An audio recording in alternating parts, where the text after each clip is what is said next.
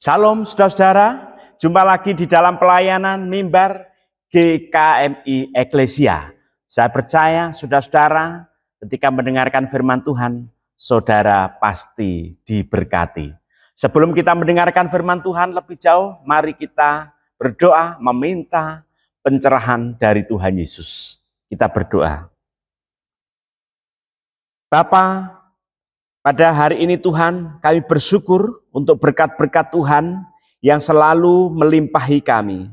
Sehingga kami boleh ada sampai hari ini, kami percaya semuanya berasal dari Tuhan. Tak henti-hentinya Engkau memberikan kekuatan kepada kami, menaruh hati yang penuh dengan sukacita, dan membuat kami semakin semangat sukacita menjalani keseharian yang tampaknya menjenuhkan dan monoton ini. Tetapi satu sisi Tuhan, biar Engkau mendidik kami menjadi pribadi-pribadi, menjadi penyembah-penyembah-Mu yang benar-benar rindu untuk mendengarkan firman Tuhan. Kami tidak sekedar menaikkan doa penyembahan kami, di mana kami memohon Engkau untuk mendengarkan seru doa kami. Tetapi kami juga rindu Tuhan, menjadi pribadi-pribadi yang membuka telinga kami, hati kami, pikiran kami, perasaan kami, untuk mendengarkan firman Tuhan. Berkati Tuhan kami yang siap sedia mendengarkan firman-Mu. Engkau boleh berkarya dan Roh Kudus boleh bekerja sedalam-dalamnya di dalam diri kami. Sehingga Engkau mengubahkan hidup kami menjadi orang-orang Kristen yang hidupnya berkenan di hadapan-Mu. Kami tidak sekedar menjadi pengagum atau mengagumi firman Tuhan, tetapi kami terlebih lagi menghidupi firman Tuhan. Terima kasih Tuhan, kami menyerahkan jam pemberitaan firman Tuhan ini kepadamu.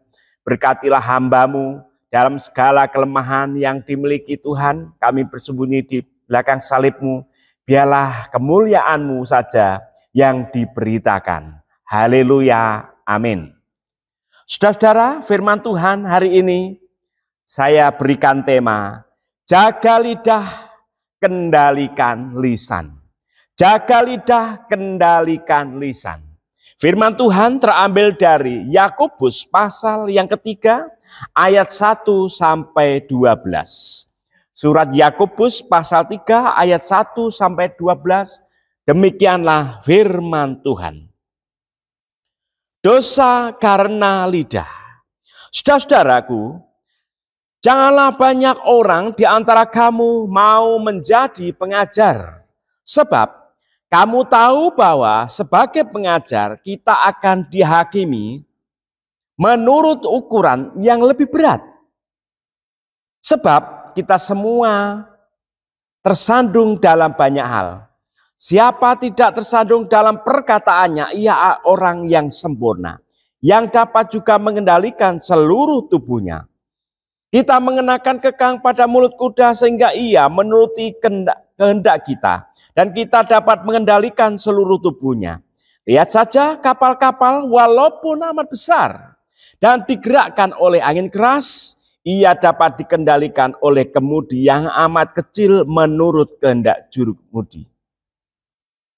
Demikian juga lidah walaupun suatu anggota kecil dari tubuh, ia dapat memegahkan hal-hal yang besar. Lihatlah betapapun kecilnya api dapat membakar hutan yang besar. Lidah pun adalah api.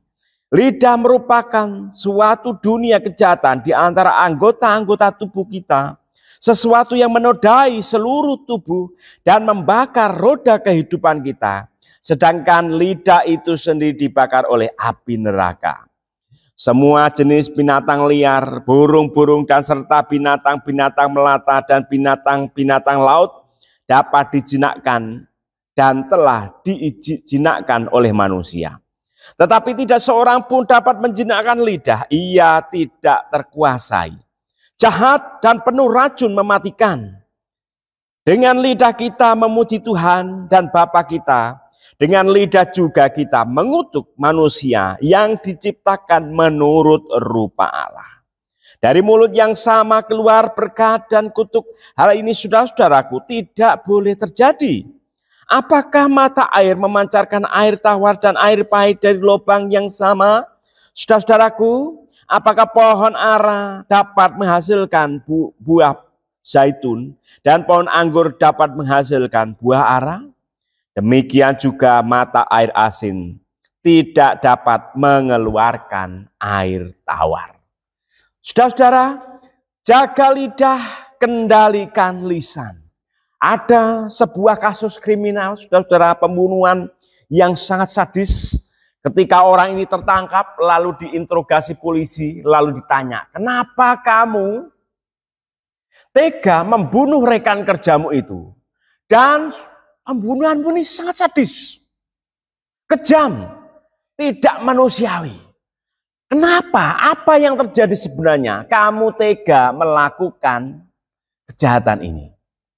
Saudara-saudara, lalu sang pembunuh ini, pelaku ini ngomong bahwa dirinya sakit hati. Kenapa sakit hati? Karena dia suka menjelek-jelekan saya. Suka membuli saya. Bayangkan Pak Polisi, ketika saya pulang kerja, jadi pelaku itu adalah kebun di sebuah sekolah, begitu, tukang kebun di sekolah. Kemudian korban itu ada seorang satpam. Jadi ketika tukang kebun ini pulang dari tempat kerja, pamit kepada satpam, satpamnya, Mas pulang dulu. Oh ya, nyet monyet. Ya, diem saudara-saudara. Besoknya lagi, Mas pulang dulu. Oh ya, muka jelek gitu kok. Pamit-pamit. Saudara-saudara, sampai berapa kali? Ya, 1 kali dibiarkan, 2 kali dibiarkan, 3 kali dibiarkan mencoba tenang tapi tidak, sampai berkali-kali. Pada suatu hari si pelaku ini mendapatkan masalah besar, muncul ya ide untuk menghabisi satpam itu. Ya benar saudara-saudara.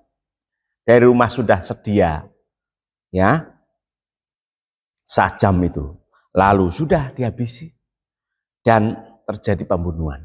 Saudara-saudara, motifnya apa? Sakit hati. Sakit hati dari mana? Dari omongan itu. Saudara-saudara, tampaknya sepele. Cuma membuli, ngomongin binatang, mengejek, meledek. Saudara-saudara, berbahaya. Jangan bicara cuma meledek. Cuma ngomong, oh tidak ada sesuatu yang cuma. Tidak ada yang kecil di dalam sebuah omongan. Di dalam firman Tuhan ini, saudara-saudara, kita mendapati bahwa masalah pembicaraan, masalah mulut, masalah lidah itu, masalah yang besar. Jadi sesuatu yang keluar dari lidah, jangan dianggap kecil. Makanya kalau orang sakit hati karena omongan, karena lisan kita, karena mulut kita itu saudara-saudara, kata-kata kita yang kasar. Jangan kita menganggap, cuma begitu. Tidak bisa saudara-saudara. Itu sangat meremehkan. Yakobus itu mengerti keadaan jemaat yang ada pada waktu itu bahwa kalau seseorang itu mau menandakan diri, menganggap dirinya itu dewasa, salah satu hal yang harus dilakukan itu adalah apa? Menjaga lisan. Lidahnya itu dikendalikan. Disinilah sampai di sini Yakobus mengatakan ya, kalau orang itu bisa mengendalikan lidahnya, ya, berarti orang itu adalah orang yang sempurna. Dikatakan di ayat 2 dikatakan, siapa tidak tersandung dalam perkataannya, ia orang yang sempurna, yang dapat juga mengendalikan seluruh tubuhnya. Kalau orang Jawa itu punya ungkapan, ya, ajining diri saka lati, ajining rogo saka busono. Maksudnya orang itu dirinya itu tercermin dari perkataannya. Jatuh bangunnya martabat seseorang itu dari perkataannya. Dan ini nyata saudara-saudara. Kita hari ini bicara tentang yang praktis-praktis aja, saudara-saudara. Sesuatu yang berkaitan dengan lidah dan lisan kita, yang hari-hari ini justru membuat goncangan besar di dalam kehidupan. Orang itu bisa mengakhiri hidupnya karena kata-kata. Orang itu kata-katanya bisa membuat orang itu semangat, termotivasi, dirinya terasa dihargai oleh kata-kata. Orang yang marahnya meledak-ledak bisa tiba-tiba mereda karena perkataan. Orang bisa jatuh cinta dan bucin setengah mati karena kata-kata. Jadi hebat ya, lidah itu benar-benar dampaknya serius, dampaknya besar. Dan dia itu mendapatkan kuasa untuk meredam masalah. Sebaliknya juga bisa memunculkan masalah yang besar.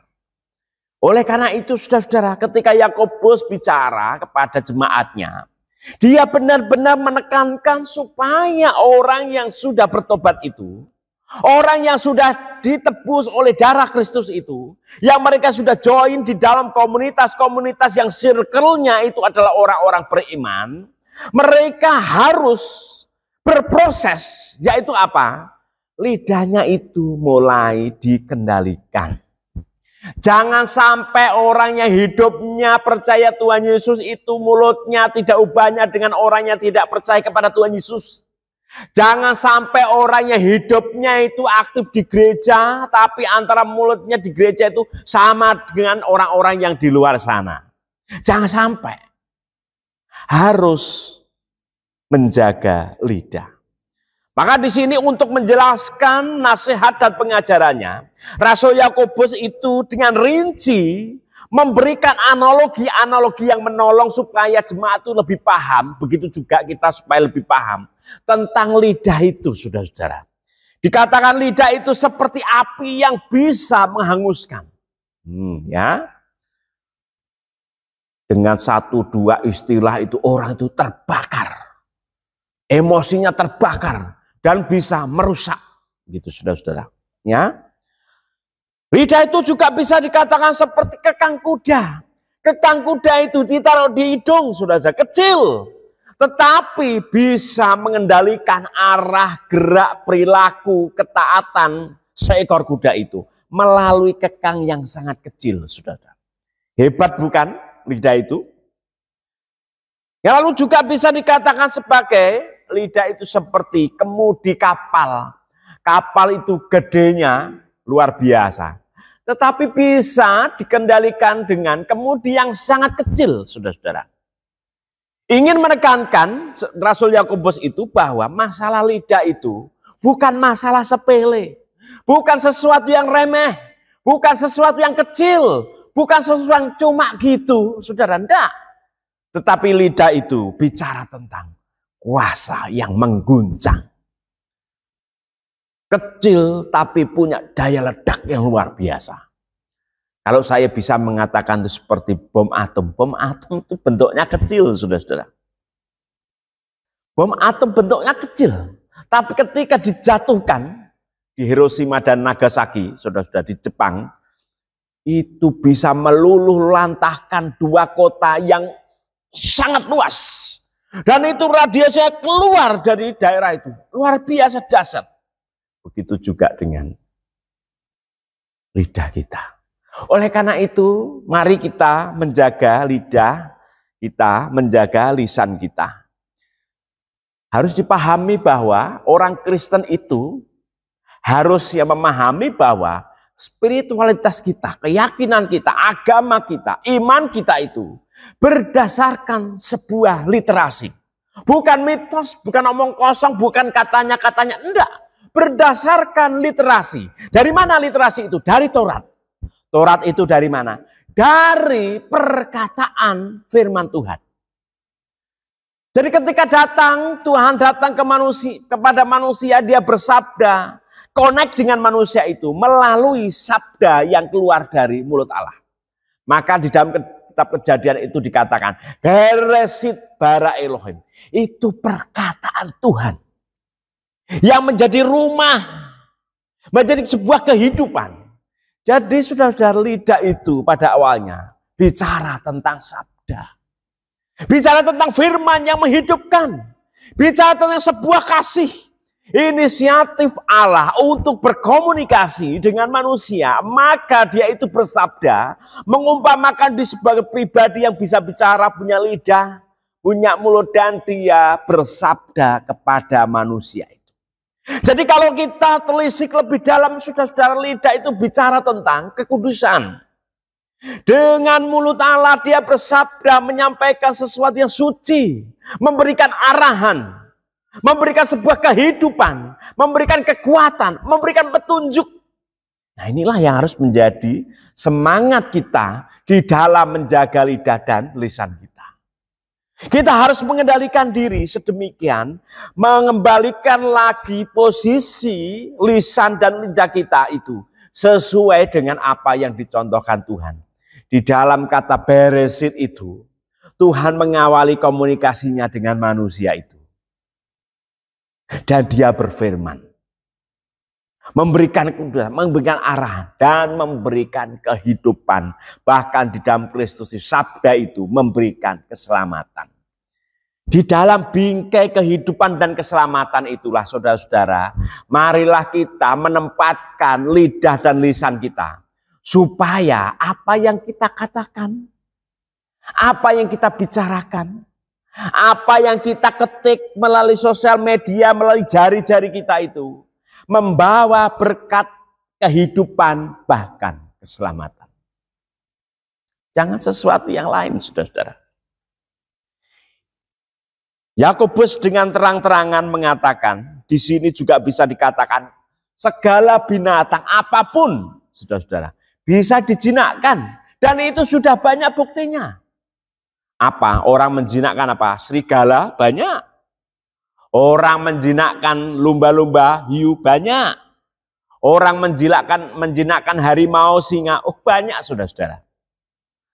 Bahkan manusia itu bisa mengubah ya. Serigala peranakan itu menjadi anjing yang lucu-lucu, yang ganas-ganas, yang bisa menjadi pelindung. Bisa.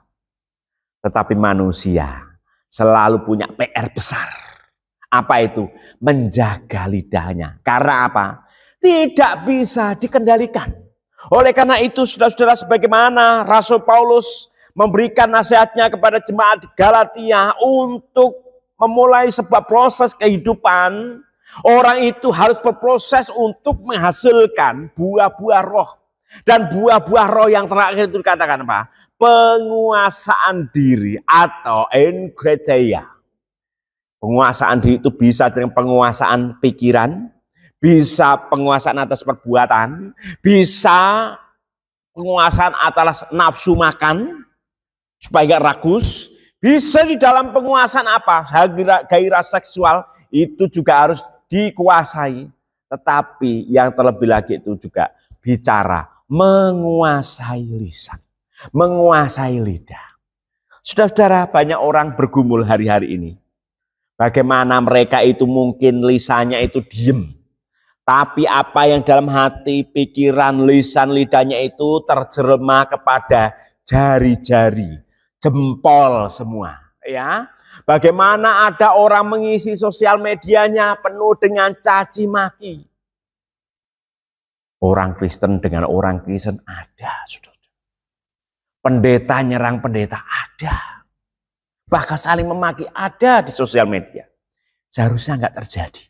Ya, kita berdoa untuk mereka itu semua bertobat, gitu ya. Bahwa mereka itu harus menjaga lisan dan lidah mereka melalui jari jemari yang kadang-kadang lebih cepat geraknya daripada pikiran.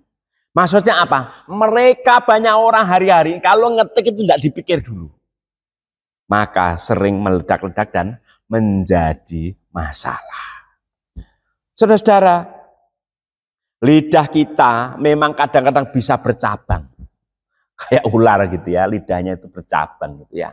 Maksudnya bercabang, kadang-kadang lidah kita itu kita gunakan untuk memuji Tuhan. Tetapi kita sering jatuh terpeleset, mungkin sengaja emosional begitu saudara-saudara. Kita menghujat Allah, menghujat manusia, memaki orang lain. Bahkan memaki anak istri kita, pasangan kita, suami kita, saudara-saudara. Di sini juga dikatakan gak mungkin ya. Ada mata air yang memancarkan air tawar dan air pahit dari lubang yang sama. Gak mungkin.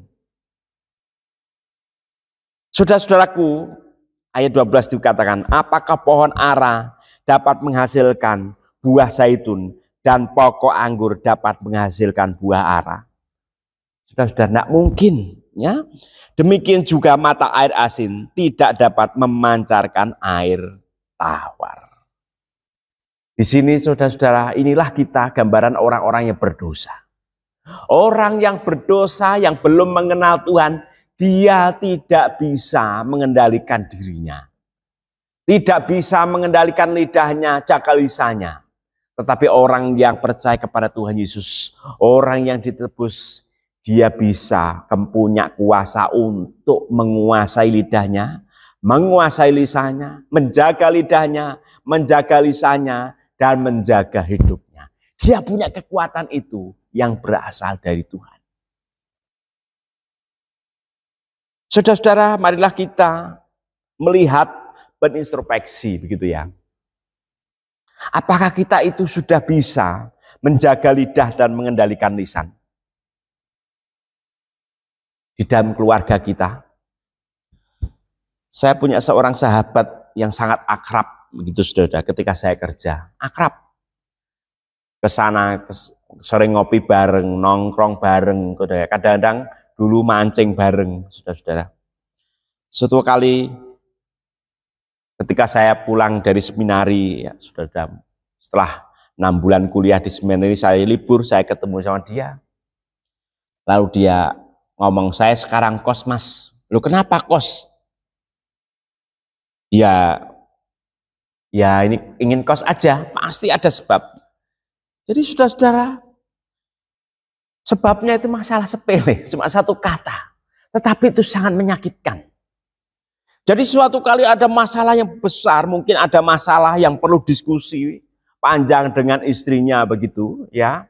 Akhirnya terjadi masalah tidak deal, akhirnya cekcok. Lalu sang istri itu entah sadar atau emosi atau bagaimana, keluar kata-kata, dasar miskin. Saudara, saat itu juga saudara, dia langsung ambil kunci mobil. Ya, langsung dia buka pagar, keluar mobil, tutup, cari kos. Dan nggak mau balik lagi. Karena itu saudara, itu sangat menyakitkan. Ya, karena memang dia adalah orang yang dulunya miskin, berjuang sampai punya rumah, punya mobil, berjuang, jati dirinya yang ingin dikubur dari dulu sudah dibongkar atau dihina oleh orang yang sangat dicintai. Menyakitkan, mas. Sampai hari ini saya sudah mungkin 6 bulan saya nggak pulang. Itu ya kalau ada apa-apa sama anaknya. Saudara, keluarga itu bisa hancur gara-gara perkataan itu. Ingat, perkataan kita harus untuk membangun, menghidupi dan menyelamatkan keluarga kita, bukan menghancurkan. Ya. Bagaimana kalau kita itu di dalam gereja, saudara-saudara? Ya, dalam gereja harus tidak ada ya. Sebaiknya sih harus jaga, enggak bisa. Di gereja untuk menyelamatkan, menghidupi ya sebuah gereja itu harus menjaga lidah dan menjaga lisan. Itu tidak boleh ditawar-tawar. Karena gereja itu menjadi sebuah contoh teladan kesaksian bagi dunia. Kalau gereja itu isinya orang-orang, baik hamba Tuhannya, majelis maupun jemaatnya, aktivitasnya, semua itu tidak bisa menjaga lidah dan tidak bisa mengendalikan lisan. Gereja itu bukan namanya gereja, itu namanya klub hobi. Pasti hancur, tidak berkenan di hadapan Tuhan. Ya, saudara-saudara, ini masalah serius juga di lingkungan-lingkungan kita. Khususnya hari ini saya mengingatkan kita sudah memasuki tahun-tahun politik.